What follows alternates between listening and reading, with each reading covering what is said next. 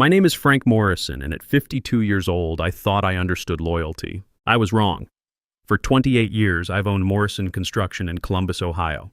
We're not the biggest outfit, but we're honest, reliable, and last year we cleared $3. $2 million with 18 guys who've been with me an average of 12 years each. I built this from nothing.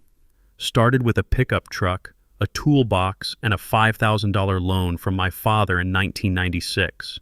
Helen and I married young. We lived above her parents' garage, dreaming of the house we'd build and the family we'd raise. Those dreams came true, or so I thought. We built our custom home on 5 acres in 2003, had Danny in 2003 and Sarah in 2005. For 3 decades, I've been the provider, the problem solver, the rock everyone depended on. When Helen's mother needed a new roof, I did it free. When my brother lost his job in 2008, I created a position for him. When the kids needed college money, I refinanced everything.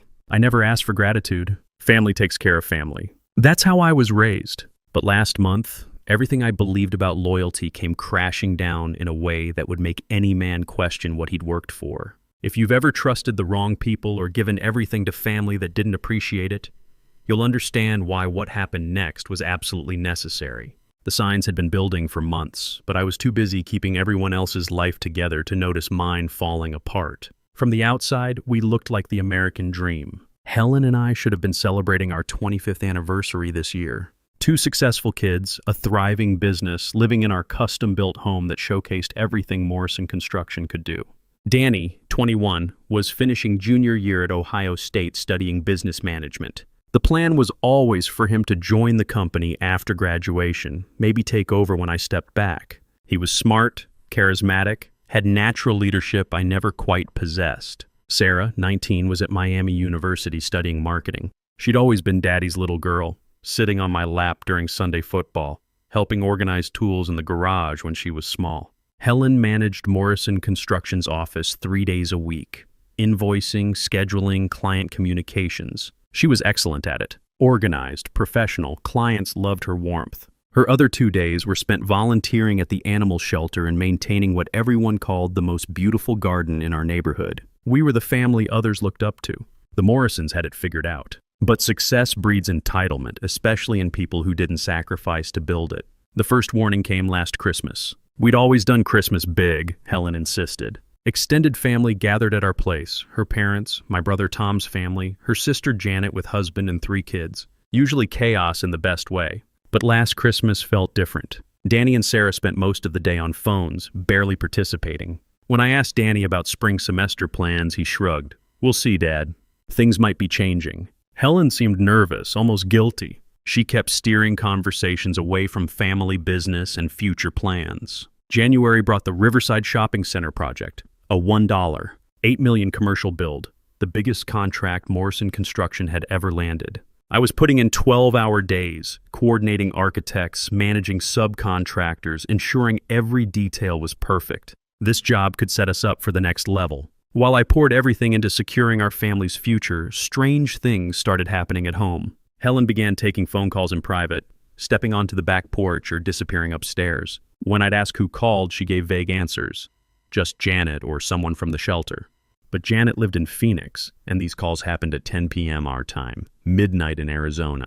Danny came home for spring break in March, but instead of our usual relaxed week of small projects around the property, he seemed agitated, distant. He spent most of his time locked in his room on video calls with people I didn't recognize, arguing about timing and fair shares. "Who was that?"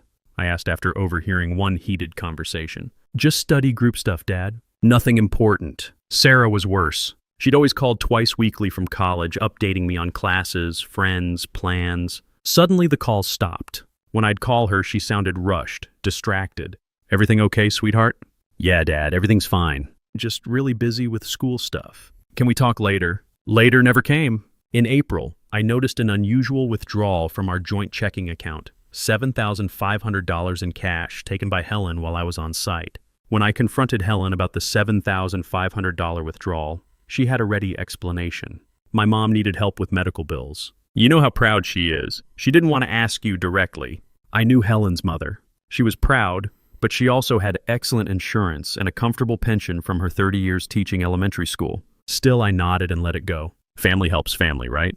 But something nagged at me. I'd built a successful business by paying attention to details, and the details weren't adding up. 2 weeks later, I found another withdrawal, $3,200, also cash. This time, Helen claimed it was for Sarah's sorority dues and textbooks. When I called Sarah to ask how her new sorority was going, she sounded confused. Sorority? Dad, I'm not in a sorority. I told you that last semester. They're way too expensive. That night, I sat in my home office staring at our bank statements. Over the past 4 months, Helen had withdrawn $18,400 in cash, always while I was working, always with explanations that seemed reasonable until you looked closer. I called Helen's mother the next morning. "Frank, dear, how are you? Helen said you've been working yourself to death on that big project." "I'm fine, Mrs. Patterson.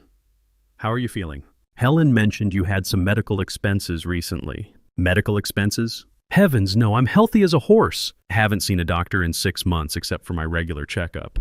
My stomach dropped. I thanked her and hung up, my hands actually shaking. For 25 years, Helen had never lied to me about anything significant. Now she was lying about money, about family, about things that mattered. That weekend, while Helen visited her sister in Dayton, I did something I never thought I'd do. I went through her personal belongings like a detective investigating a crime. In her dresser drawer, beneath old photo albums, I found a manila folder I'd never seen before. Inside were printed emails between Helen, Danny, and Sarah, along with what looked like legal documents. The emails made my blood run cold. "Dad's so focused on work, he has no idea what we're planning," Danny had written to his mother and sister. "The lawyer says we need to be patient, but I'm tired of waiting for my inheritance." Sarah's response was even worse. "I know, but we have to be smart about this. Dad built something valuable, and we deserve our fair share now, not when we're 50. Helen's reply chilled me to the bone. "Your father has always been selfish with money. He thinks because he built the business, he gets to control everything. It's time he learned that family decisions should be made by the whole family." The legal documents were consultation notes from Brennan and Associates, a law firm in downtown Columbus that specialized in estate planning and family business transitions. The notes discussed strategies for involuntary business succession and protecting family assets from single-owner control. They were planning to force me out of my own company. I sat on our bedroom floor reading about my family's betrayal in black and white. These weren't strangers trying to steal from me. This was my wife of 25 years and the 2 children I'd sacrificed everything to provide for. The worst part? The $18,400 Helen had withdrawn was apparently funding their legal fees. They were using my own money to pay lawyers to destroy me. I spent the next hour photographing every document with my phone, my hands steady despite the rage building inside me. 28 years of building something from nothing, and my own family wanted to take it away.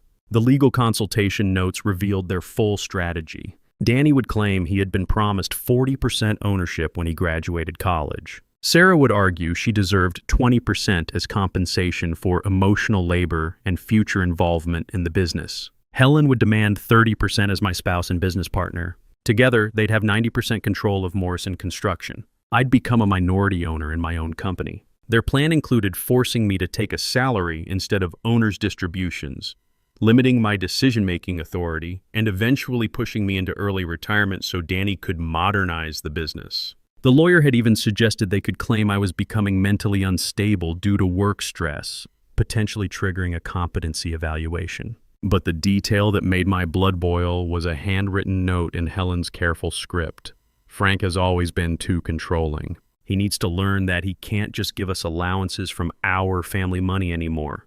Our family money? The money I'd earned working 70-hour weeks, bidding jobs at 5 a.m., dealing with difficult clients and weather delays. The money I'd reinvested in better equipment, reliable employees, and building a reputation that took decades to establish. According to my wife and children, none of my work mattered. They deserved equal ownership simply because they were related to me. I put the documents back exactly where I found them and walked downstairs to my workshop. I needed to think, and I always thought clearest when my hands were busy. But as I picked up my tools, a cold smile spread across my face. They wanted to play hardball with a contractor. They had no idea what they were up against. Monday morning, I called my accountant, Bill Hendricks, who'd been handling Morrison Construction's books for 15 years. "Bill, I need you to prepare complete financial documentation for the business. Everything, profit and loss statements, asset valuations, debt obligations, the works. And I need it done quietly."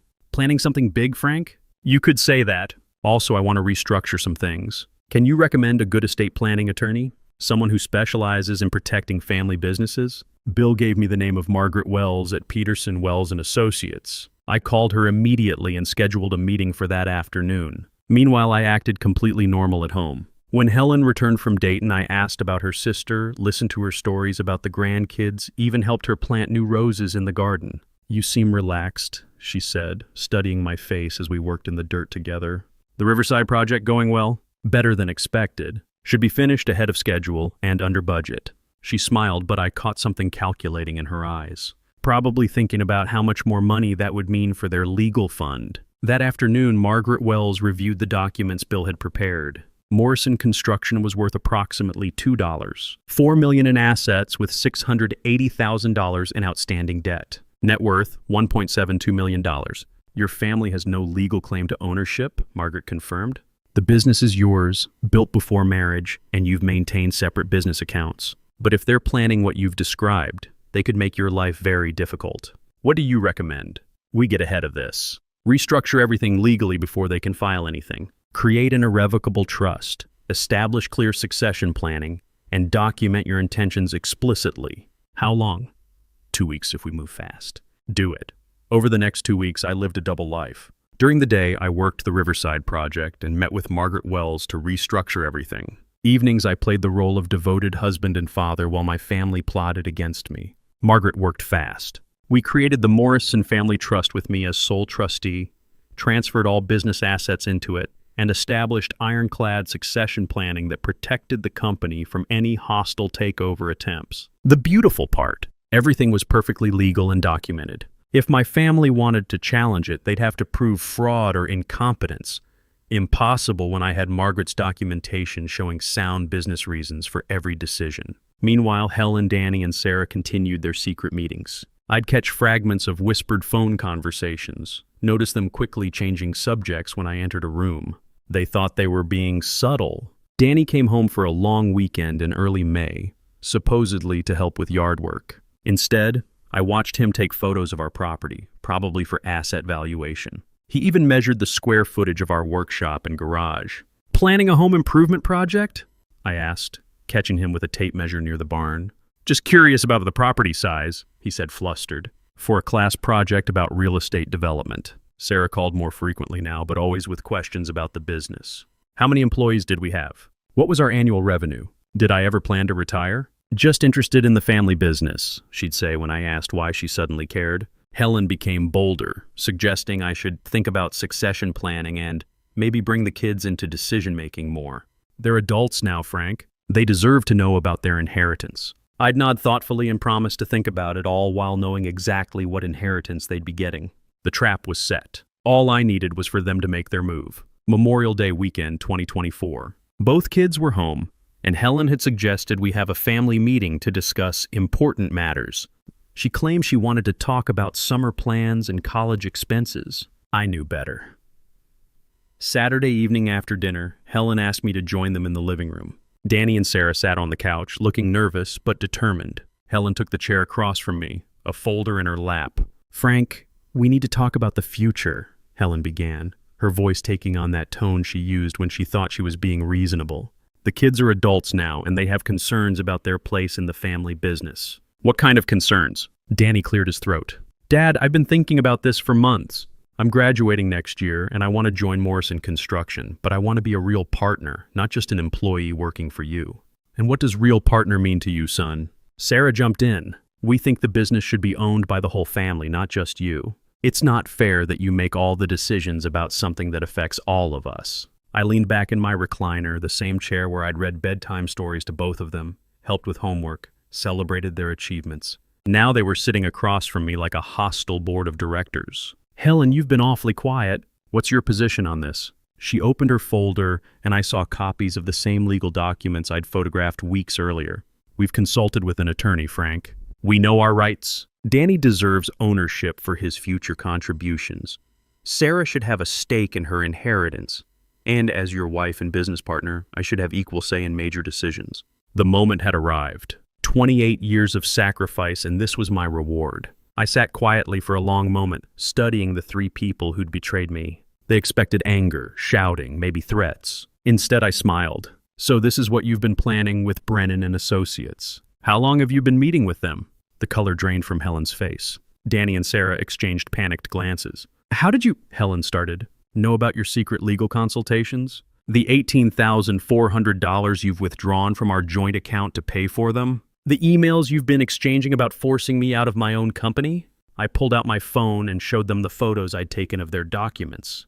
I've known for 6 weeks. Every meeting, every strategy session, every plan to steal what I built. Did you really think I wouldn't notice? Danny tried to recover. Dad, it's not stealing. We're family. We deserve... Deserve? I stood up, and for the first time in this conversation, I let some real emotion show.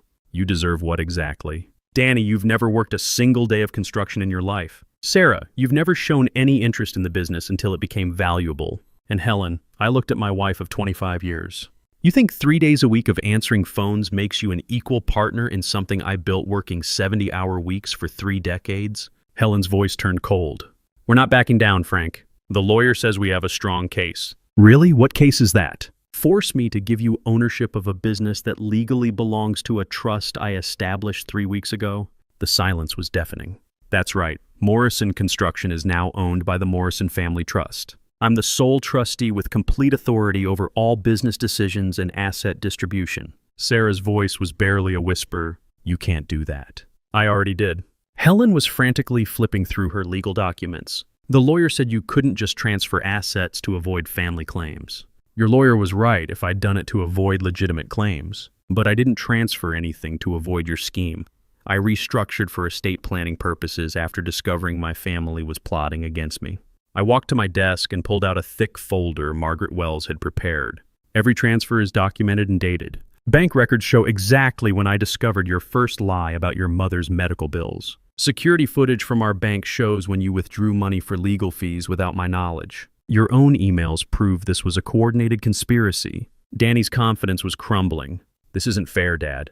I'm your son. I should inherit the business. You're absolutely right. You should inherit something. According to the trust documents, when I die, you and Sarah will each receive $50,000. Helen gets the house and $100,000. Sarah gasped. That's it? But the business is worth millions. The business will be donated to a scholarship fund for underprivileged kids who want to learn construction trades. Kids who actually appreciate opportunity instead of demanding it. Helen shot to her feet. You can't be serious. This is our family's future. No, Helen. This was our family's future before you decided to steal it. Now it's the future of kids who will work for what they get. The room erupted. Danny started shouting about lawyers and lawsuits. Sarah was crying, demanding to know how I could do this to my own children. Helen threatened divorce as if that scared me anymore. I waited for the noise to die down. Here's what's going to happen. Danny, you're no longer welcome at Morrison Construction. Find another career. Sarah, your college tuition payments stop immediately. Get student loans like everyone else. Helen, you're fired from the office. Clean out your desk Monday. Helen was on her phone within minutes calling their lawyer. I could hear her frantic voice from the kitchen. He moved everything into a trust. Can we challenge it? What do you mean it's legal? Danny paced the living room like a caged animal. This is insane, Dad. You're destroying our family over money. I'm not destroying anything over money, son. You destroyed this family the moment you decided to conspire against me instead of talking to me. Sarah tried a different approach, the same manipulation that had worked on me for 19 years. Daddy, please! I'm sorry we hurt you, but this is too extreme. We can work this out. For a moment, looking at my little girl with tears in her eyes, I almost wavered. Then I remembered her email calling me selfish, demanding her fair share of money she'd never earned. You want to work it out? Fine. Apologize publicly to your mother for dragging her into this scheme. Get jobs and pay back the $18,400 you stole for legal fees. Show me 1 year of actual work and respect, and we'll discuss your future with the company. We didn't steal anything, Danny snapped. That was Mom's money too. No, it wasn't. It was Morrison Construction's money that I pay your mother as salary. Money she embezzled to fund your conspiracy. Helen returned from the kitchen, her face pale. The lawyer wants to see all your trust documents. He says there might be ways to challenge this. I reached into my folder again and pulled out another document. Here's a copy of everything. Save yourself the consultation fee. Your lawyer will tell you the same thing mine told me. This trust is bulletproof. We'll fight this, Helen declared. We'll take you to court. With what money? You just lost your job, Danny's not getting any more support, and Sarah's college fund just disappeared. Good luck affording Brennan and Associates without my income. The reality was starting to sink in. For 25 years, they'd lived off my success without ever considering what would happen if that support disappeared. I looked at each of them one last time as a family. Here's what's going to happen. You have until Sunday night to decide if you want to be part of this family or continue being conspirators against it. What does that mean? Helen asked. It means you can accept that I built Morrison Construction, I own it, and I'll decide what happens to it. You can apologize for trying to steal from me, respect my authority as the head of this household, and maybe, we can rebuild some trust. Danny crossed his arms. And if we don't, then you can find somewhere else to live. All of you. Sarah's tears turned into sobs. You'd kick us out? Your own children? My own children tried to steal my life's work. My own wife lied to me for months while funding a conspiracy with my own money. At this point, I'm not sure what family means to any of you. Helen's voice turned vicious. You're going to regret this, Frank. I'll divorce you and take half of everything. I almost laughed. Half of what, Helen? The house belongs to the trust. The business belongs to the trust. My retirement accounts are separate assets from before our marriage. You can have half of our joint checking account, about $3,200 after your unauthorized withdrawals. The blood drained from her face as she realized what I was saying. That's right, divorce me and you'll get almost nothing. Stay married and you get to live in this house and receive an allowance from the trust as long as you behave yourself. An allowance? Danny sputtered. You're treating us like children.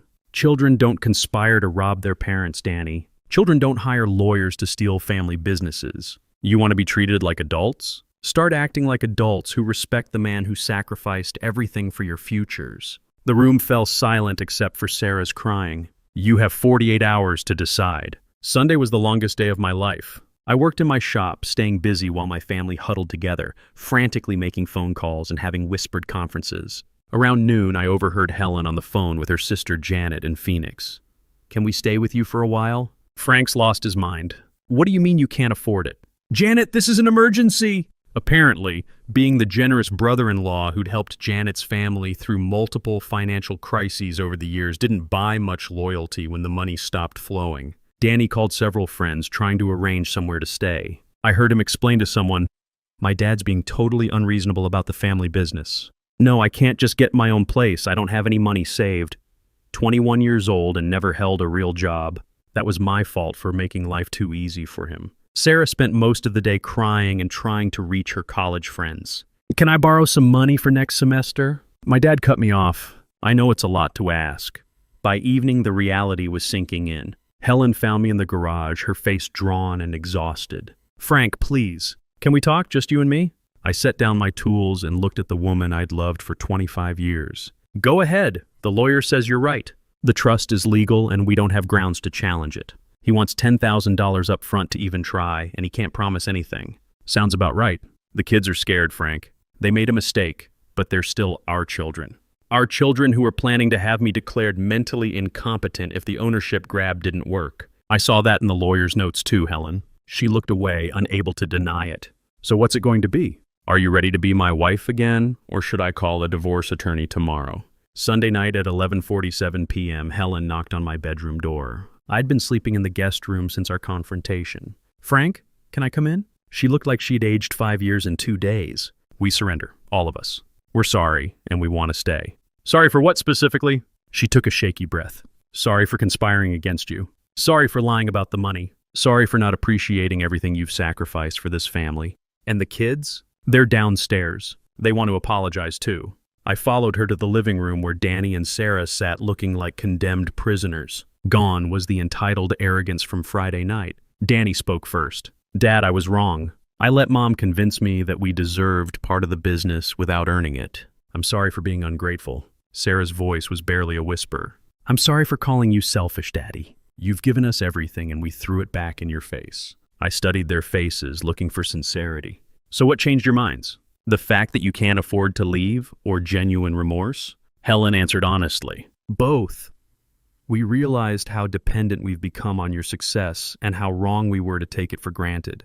Fair enough. Here are the new rules. Danny, you'll work construction this summer for minimum wage. If you prove yourself for 1 full year, we'll discuss your future with the company. Sarah, you'll get a part-time job and pay for your own expenses. I'll cover tuition only. And me? Helen asked. You can have your office job back, but at $15 an hour like any other employee. No more access to business accounts. You get an allowance for household expenses, which I'll monitor. Danny started to protest about minimum wage, but Helen cut him off. We accept all of it. One more thing.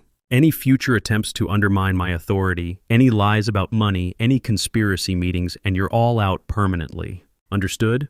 They nodded like chastened children. The first month was tough for everyone. Danny started working construction at 6 a.m., learning what it meant to earn money with his hands. The first week, he came home exhausted and sunburned, complaining about everything from the heat to the heavy lifting. This is brutal, Dad. How did you do this for 30 years? Because I had to. Because I had a family to support and bills to pay. You'll get used to it. By the third week, something changed. Danny stopped complaining and started asking questions about the work. Real questions about technique and efficiency and customer satisfaction. For the first time in his life, he was genuinely learning something difficult. Sarah took a job at a local restaurant, working evenings and weekends. The first time she had to deal with a rude customer, she called me crying. Daddy, this lady screamed at me because her order was wrong, and it wasn't even my fault. Welcome to the real world, sweetheart. People aren't always nice when they're paying for service. She learned to handle difficult customers, manage her tips, and budget her money. Skills I should have taught her years ago. Helen was the most humbled by the changes. Going from being Mrs. Morrison, the boss's wife, to just another hourly employee was a shock to her system. She had to ask permission for time off, follow the same rules as everyone else, and earn her paycheck like any other worker. The most important change was in our family conversations. No more entitled demands for money. No more assumption that Dad would fix every problem. When Sarah's car needed repairs, she asked if I could recommend a mechanic she could afford, not demanding I pay for it. When Danny wanted new work boots, he saved up his own money instead of expecting me to buy them. Slowly, something I'd thought was lost forever began to return: respect. 3 months into the new arrangement, Danny approached me after work one evening. His hands were calloused now, his shoulders broader from the physical labor. Dad, can I ask you something? How do you decide which jobs to bid on? I've been watching you turn down work that seems profitable. It was the first time he'd asked about the business side instead of complaining about the physical demands. Show me the jobs you're talking about. We spent an hour going through recent bid requests. Danny had good instincts about obvious red flags. Clients who wanted unrealistic timelines, projects with unclear specifications, customers who seemed to be shopping purely on price. You're learning, I told him. The most expensive jobs are the ones you take from the wrong clients. Can you teach me more about this stuff? It was the first time in years my son had asked me to teach him anything. Sarah was changing too. When her roommate's parents offered to pay for a spring break trip to Cancun, Sarah politely declined. I can't afford it, and I'm not comfortable letting someone else pay for my vacation, she told me later. It doesn't feel right anymore. She was learning the value of things when she had to earn them herself. Helen's transformation was the most profound. Working as a regular employee instead of the boss's wife had stripped away her sense of entitlement. She started appreciating the other employees differently, understanding their challenges instead of looking down on them. One evening she found me in my office reviewing payroll. Frank, can I say something? Of course. I never understood before. How much pressure you were under, how many people depended on your decisions. I'm sorry I tried to take that away from you. It was the first genuine apology she'd given me in months. 6 months after our confrontation, Morrison Construction landed the biggest contract in company history of $4 million. 2 million mixed-use development downtown. The profit margin would be substantial, enough to significantly improve everyone's financial situation. This was the test I'd been waiting for. The old Danny would have immediately started calculating his fair share. The old Sarah would have begun planning expensive purchases. The old Helen would have started making suggestions about how to spend money that wasn't hers. Instead, Danny approached me with genuine concern. Dad, this is a huge project. Do we have enough crew to handle it without compromising quality on our other jobs? What do you think? I think we should hire 2 more experienced guys and maybe promote Tommy Rodriguez to crew chief on the smaller residential projects. He's ready for more responsibility. I was impressed. He was thinking about the business operationally, not just financially. Sarah's reaction was even more surprising. When Helen mentioned the big contract at dinner, Sarah asked, "Will this help Dad hire more people?" I know he's been worried about keeping good workers. No demands for spending money. No assumptions about increased allowances, just concern for the business that supported our family. Helen's response was the most telling. Frank, I know this is a big opportunity, but also a big risk. Is there anything I can do to help make sure we handle it properly? She was offering to support my decisions instead of trying to influence them. That night I called Margaret Wells. I want to modify the trust documents. Second thoughts about the family provisions? Yes, they've earned a second chance. I restructured the trust to include meaningful inheritance provisions for all three of them.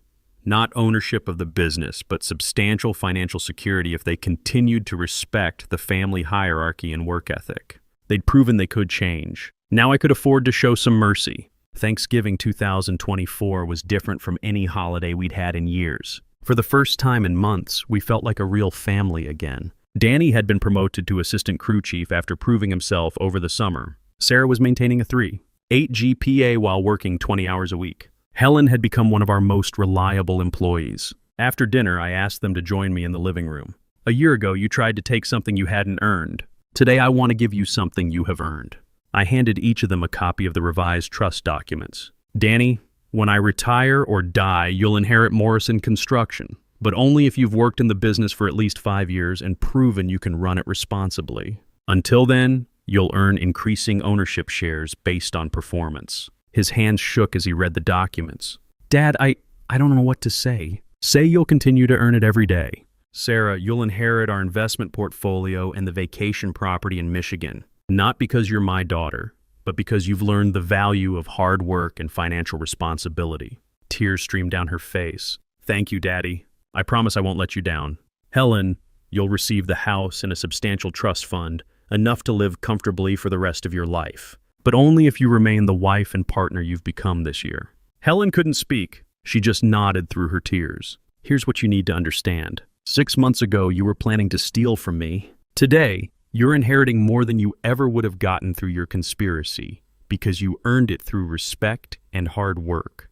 Danny spoke for all of them. We understand, Dad. We know how badly we screwed up, and we know how generous you're being now. The difference is, now you've proven you deserve it.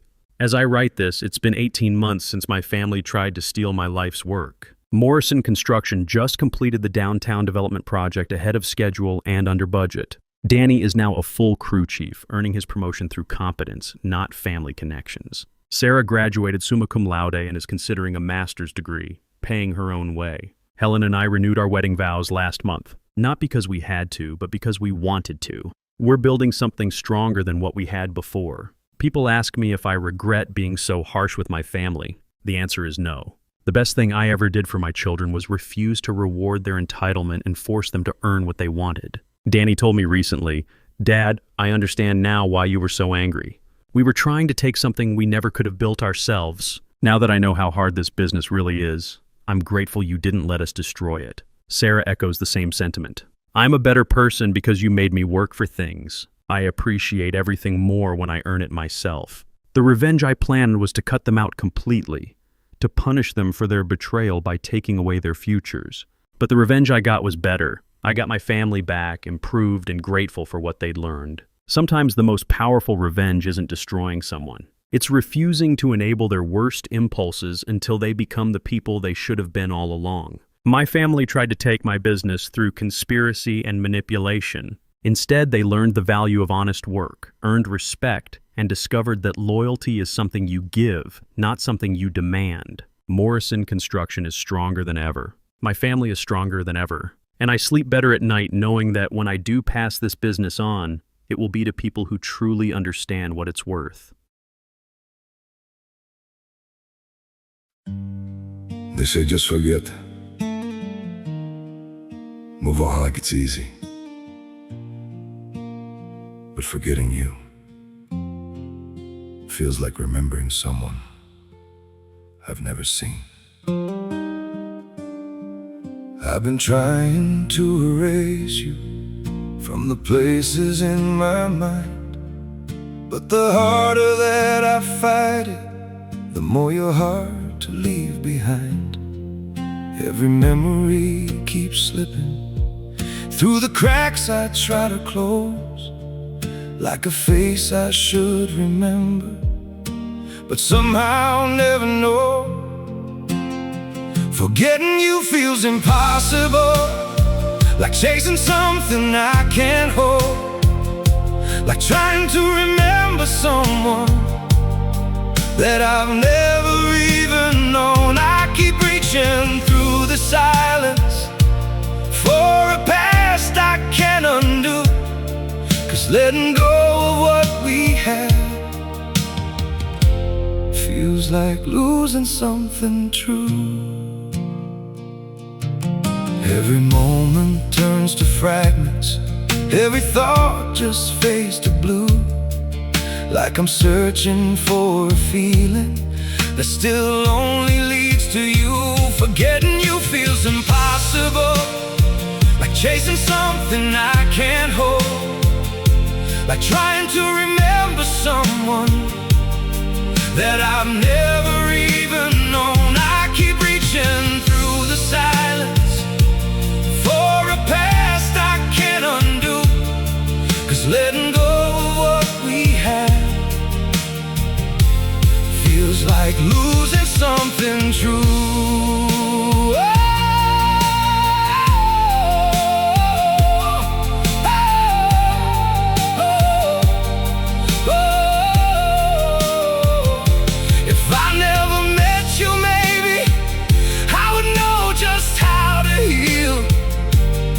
But now every empty moment still reminds me what is real.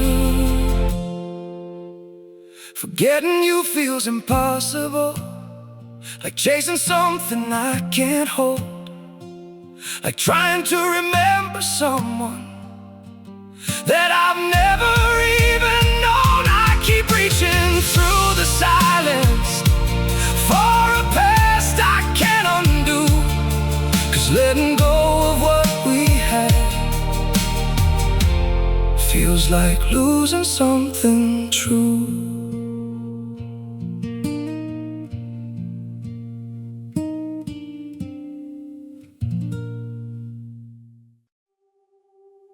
I'm freezing, I'm bleeding, slowly fading away. But don't worry, I'm fine.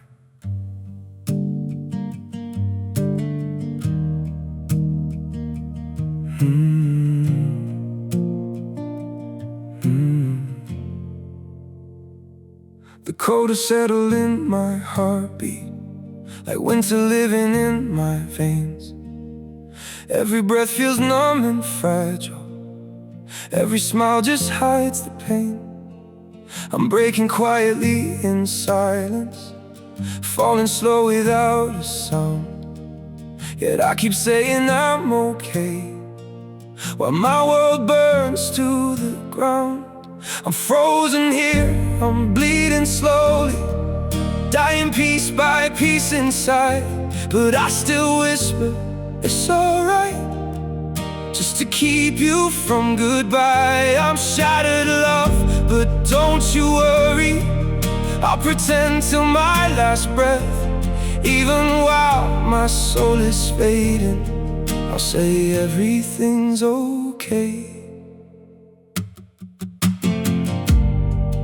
Maybe pain just learned to live here, maybe sorrow feels like home. So I wear my wounds like armor and survive them all alone. I'm frozen here, I'm bleeding slowly, dying piece by piece inside. But I still whisper, it's alright, just to keep you from goodbye. I'm shattered, love, but don't you worry, I'll pretend till my last breath. Even while my soul is fading, I'll say everything's okay. If you ever see me smiling, know it's just my last defense, 'cause sometimes love means hiding how much you're suffering. No, I'm frozen here, I'm bleeding slowly, dying piece by piece inside. But I still whisper, it's alright, just to keep you from goodbye. I'm shattered, love, but don't you worry, I'll pretend till my last breath. Even while my soul is fading, I'll say everything's okay. It's okay.